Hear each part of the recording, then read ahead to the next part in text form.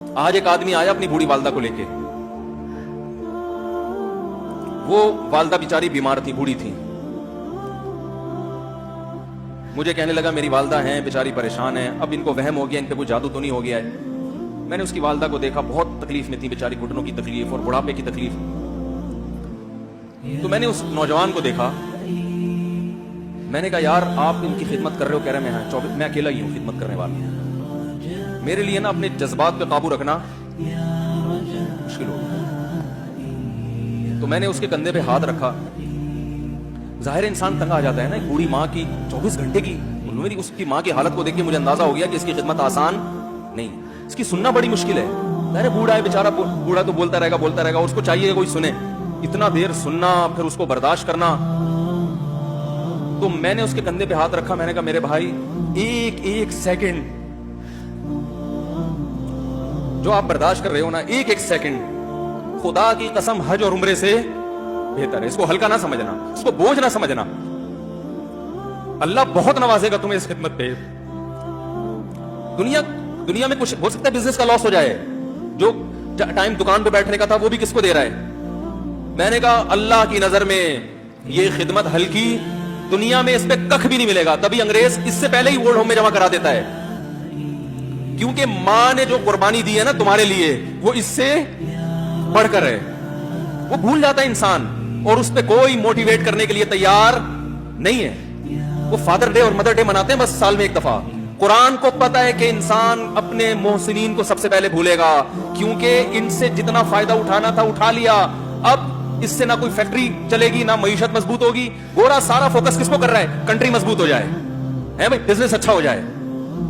اللہ کو پتا ہے ان لوگوں نے تمہیں جنا ہے. ماں نے, قرآن کیا کہہ رہا ہے, حملتہ امہ کرہن ووضعتہ کرہا. اس ماں نے تمہیں تکلیف سے پیٹ میں اٹھایا اور تکلیف سے تمہیں جنا ہے.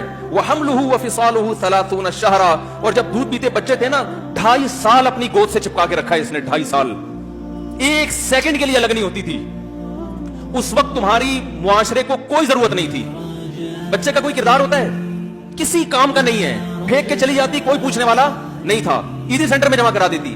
کیسے پالتی ہے, کیسے سینے سے لگا کے رکھتی ہے. اور کتنا بڑا رشتہ ہے ماں کا بھائی.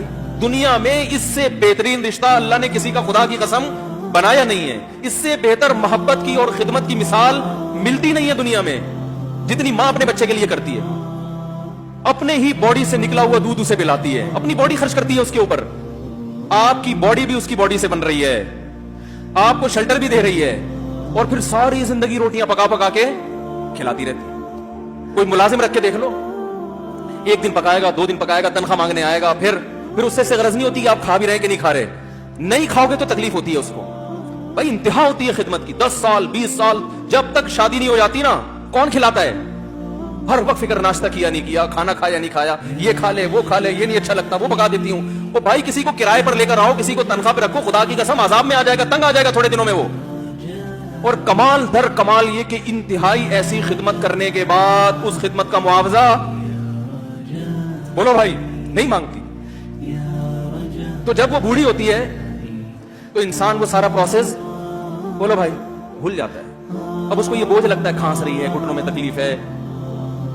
اپنی بیوی کو دیکھا کرو یار, کیسے پالتی ہے,